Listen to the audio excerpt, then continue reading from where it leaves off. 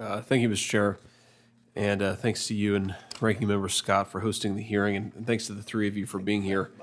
I want to direct my questioning to Ms. Kilcrease. In particular, I want to ask you about a live situation, the Nippon Steel acquisition of U.S. Steel, and something that I know a number of my colleagues from both sides of the aisle have expressed some concern about, and I've shared in those concerns. In fact, I wrote a letter months ago worried that the U.S. Steel board would entertain foreign bids, even though I think it's a bad idea for a host of reasons we can get into. But one of my concerns here is that the interest of foreign bidders in U.S. Steel is not primarily about greenfielding investment into the United States of America. They're not expanding steel production domestically, and they're not necessarily doing it because they have better access to capital. They're doing it primarily as a sort of tariff arbitrage. They're effectively buying access to the domestic markets in a tariff-free way.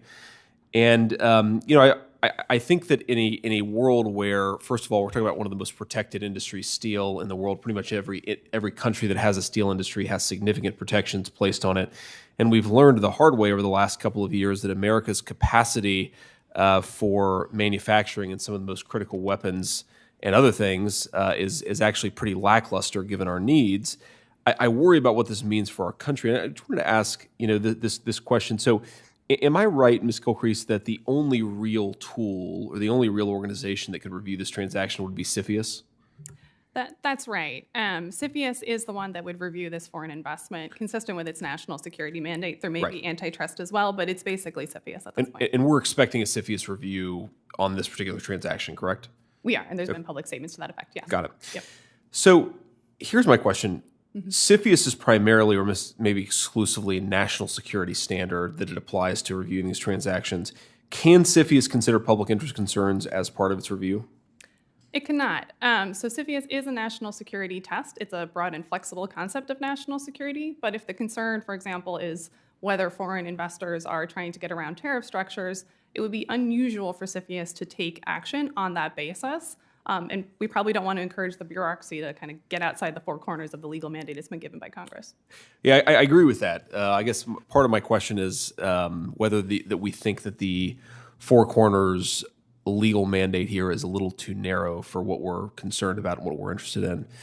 What do you think? I mean, if we wanted to empower our government to ensure that we had things like sufficient native domestic production of steel, what do you think we maybe should do here? If you were sort of legislator for a day and we wanted to further empower the Congress to protect, and I use that word intentionally, the domestic steel industry, what do you think we should be doing differently vis-a-vis transactions like this one?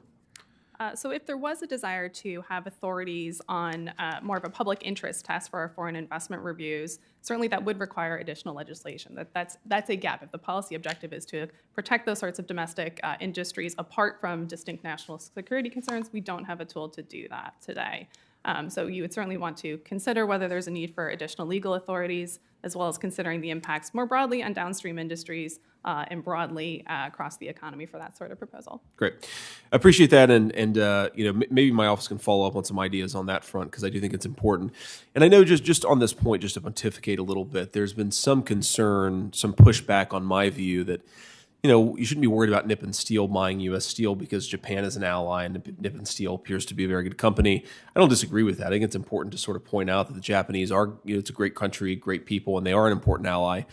They also are fundamentally in the sphere of influence of China.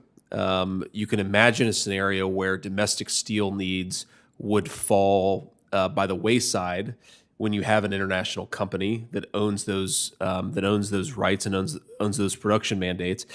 So just because they're an ally, I think doesn't mean we shouldn't be concerned about a foreign competitor buying up one of the most important industries, one of the most important companies for a very, very critical, not just national security, but full American interest company. So with that, I'll yield, and thanks to the chairman for giving me some time. Thank you.